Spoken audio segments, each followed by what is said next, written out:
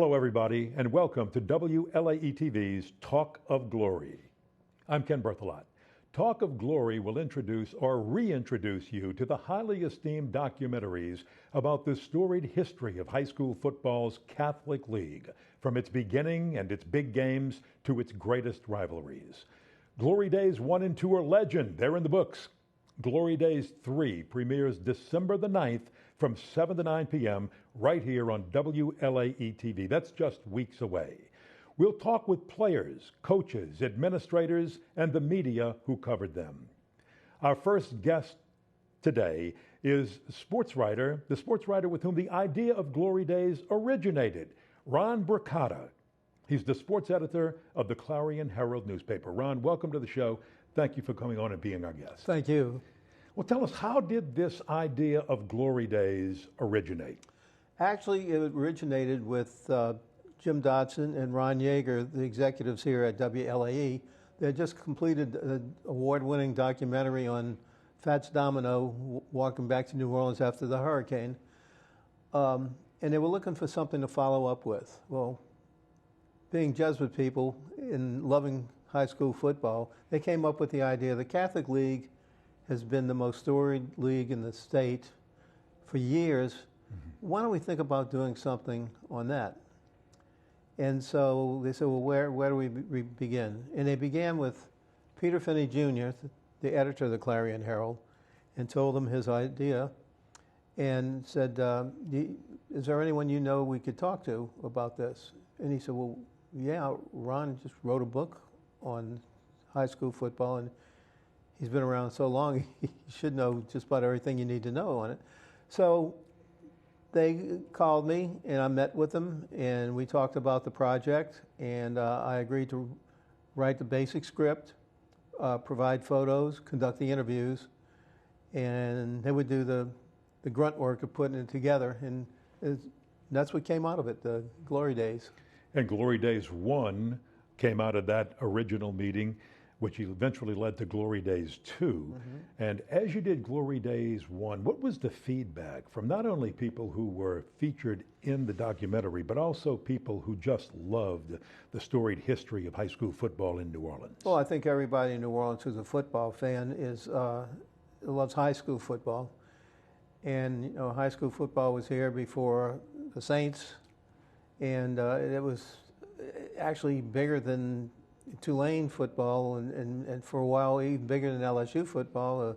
A game in 1936 between Warren Easton and Jesuit drew 33,000 at Tulane Stadium, which was larger than the first Sugar Bowl. And so, you know, we knew there'd be a lot of enthusiasm, and there was. And we had a lot of comments about it, and people couldn't wait for part 2 to come out. We didn't know when to finish it. We took it to Katrina because that's when things came to a halt temporarily. And now that there's an opportunity to go past Katrina to more current times. I don't know how you decided what to put in and what to leave out of 1 and 2, but I know that everybody I talked to said, if you know Ron Brocato, let him know I want to be in 2, 3, 4, or 5. That's the kind of effect that Glory Days has had on our viewing audience, and also people who love football. And how did you do it? How did you decide what goes in? I guess it was easy to decide what goes in. How did you decide what gets cut out? Because everything is under time constraints. Well, sure. To talk about the Catholic League, the history of it, you have to talk about the history of the individual schools. So we started by going further back to the early days of prep football when there weren't as many schools and rules were different and the sizes of athletes were different, and we told the stories of leading up to that. We had such great men who played the game, like Hank Laricella, who was a runner-up to a Heisman Trophy in 1951 or 2. And we had, you know, Henry Rando, who's an encyclopedia in himself. Unfortunately, both of these men are gone now, but we were so pleased that they were able to tell their stories. It just grew from there. Then you get into the Catholic League, and it's just a chronological event. The 55, 56, the Redemptress was a power, 57. And then Jesuit became a power, and Holy Cross in the 60s, and then you had Rummel and Shaw coming into creation, St. Augustine joining the association, and so it just snowballed from there. Well, Glory Days is a great storytelling documentary about the past in high school football here in New Orleans. Nobody tells stories better than Ron Brocato. We'll take a break, and when we come back, he'll tell a few stories that you might want to hear about Glory Days 3, but we're not giving it away, not till it premieres on December the 9th, 7 to 9, right here on WLAE-TV. Back in a moment.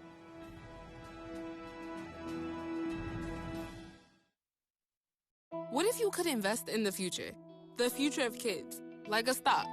Not the kind of stock that's about making money, but a stock for social change. A whole new kind of investment called Better Futures.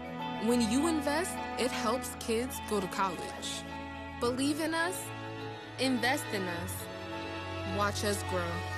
My name is Sydney, and I'm your dividend.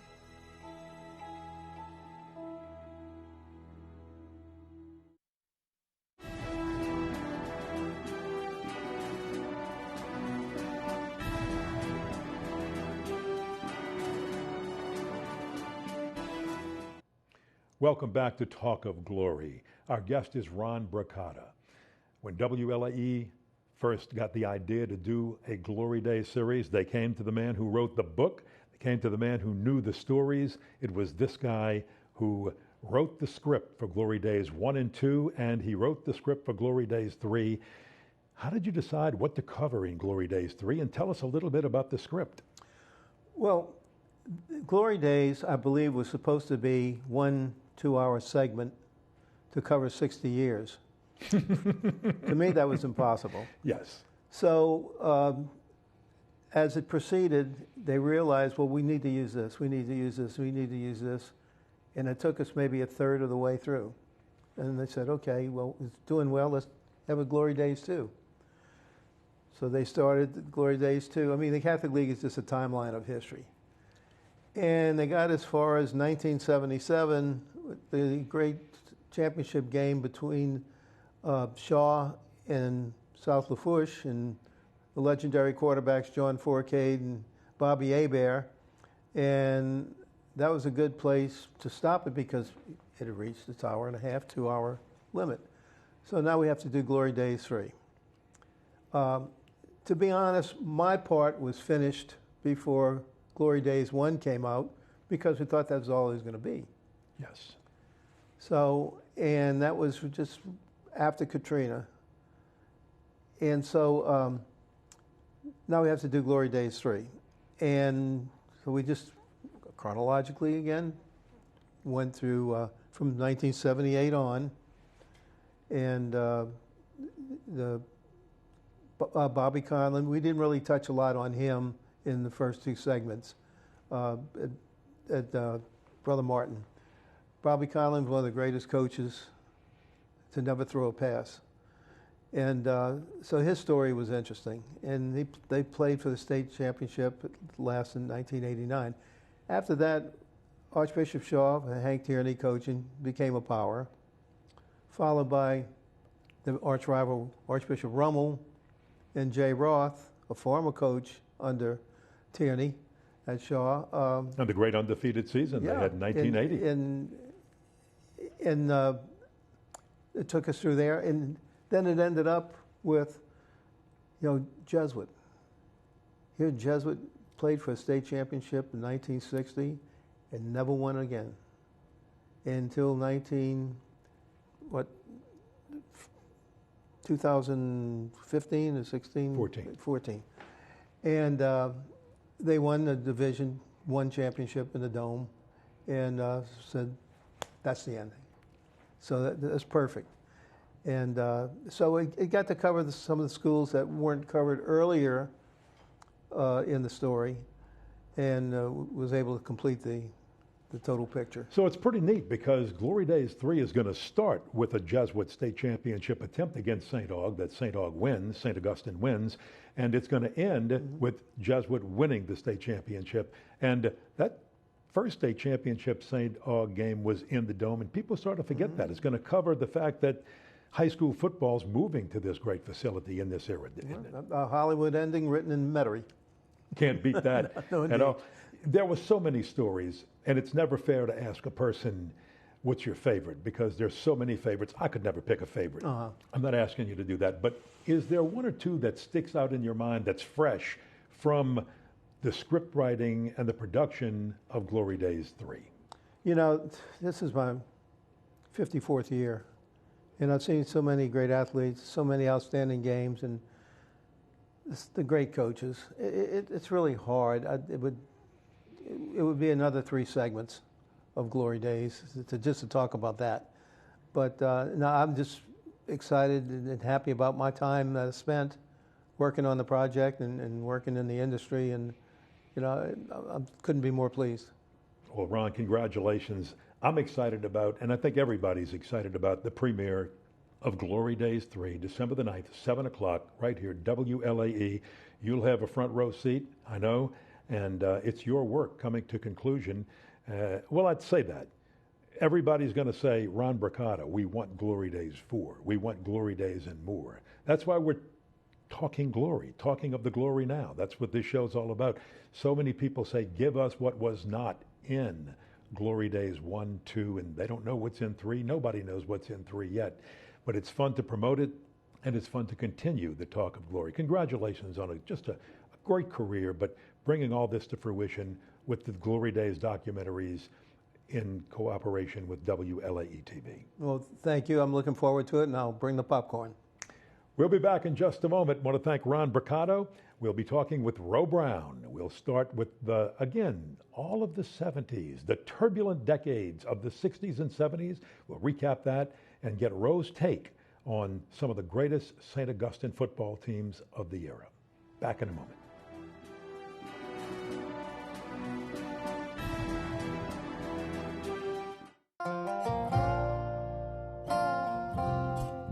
Any journey to the savory side of St. Tammany must have multiple stops at restaurants that have put a Louisiana spin on international favorites.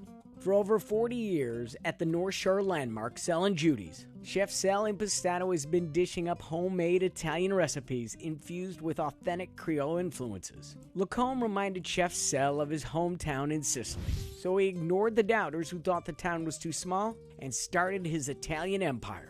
Today, their loyal fan base comes from all over, making Sal and Judy so popular that the family enjoys Saturday meals in the kitchen. Now that's Italian.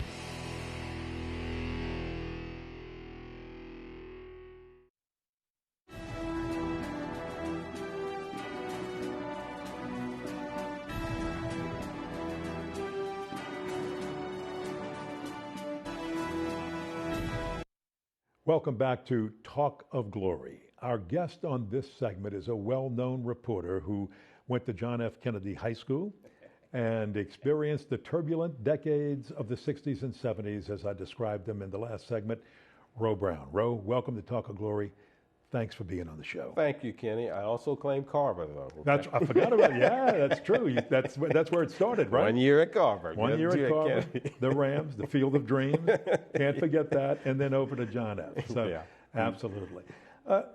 You know, I described the decades of the 60s and 70s as the turbulent decade because it was the decade where the LHSAA was brought into integration, kicking and screaming, but they were brought in by court order, but it needed to happen, and it finally happened, and that took place in the late 60s and 70s. And in Glory Days 2, Otis Washington talks about that. Other people talk about that.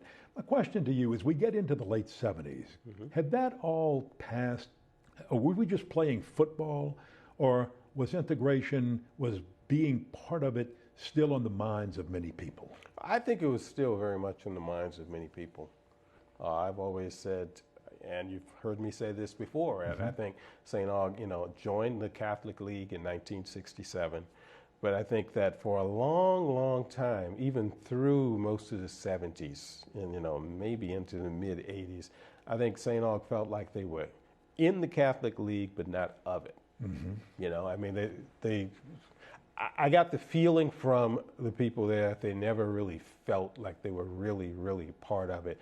I guess it's experiences like, all the coin flip losses and, ineligible players, and they probably felt like they were the only ones who who were punished for having ineligible players, and so they never really felt like it. So, yeah, they played with a chip on their shoulder, and I think even when Coach Washington was there, he always told them that you have got to play better than the other people.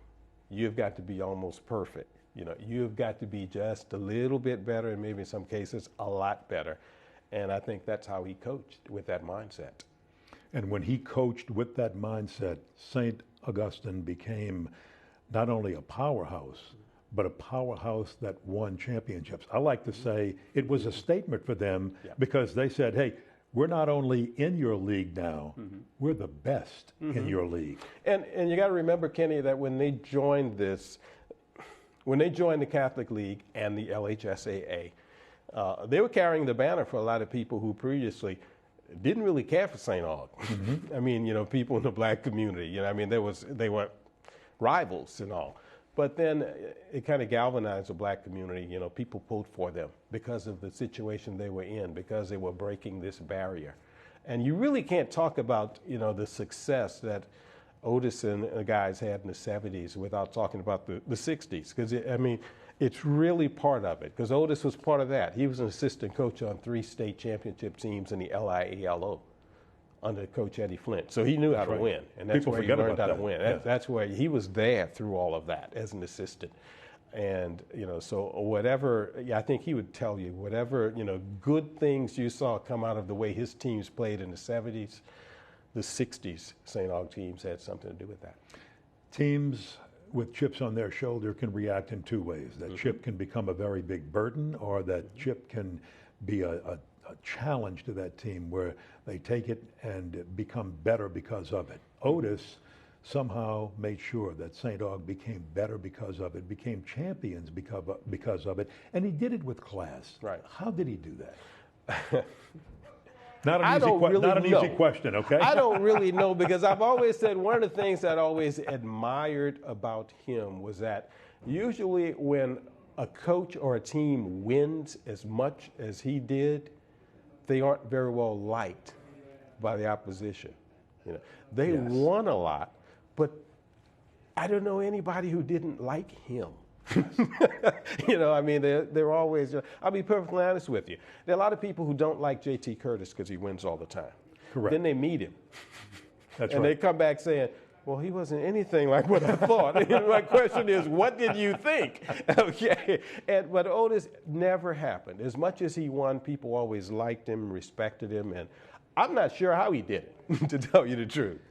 You almost have to feel like God knew he put the right man at the right spot for a certain thing that had to happen, and Otis was that man. And I just think it was very special, not only for St. Aug, but for Otis Washington and for fans of high school football.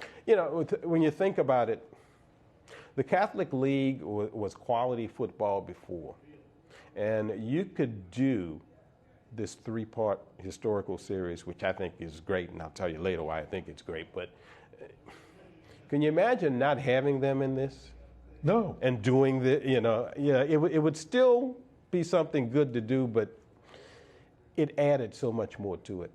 Well, you've got the stories. We want to hear it. We're going to take a break, and when we come back, we're going to hear that story that Ro just talked about as we talk of glory right here on WLAE, counting down to the big premiere, December the 9th. Glory Days 3, 7 o'clock, WLAE-TV.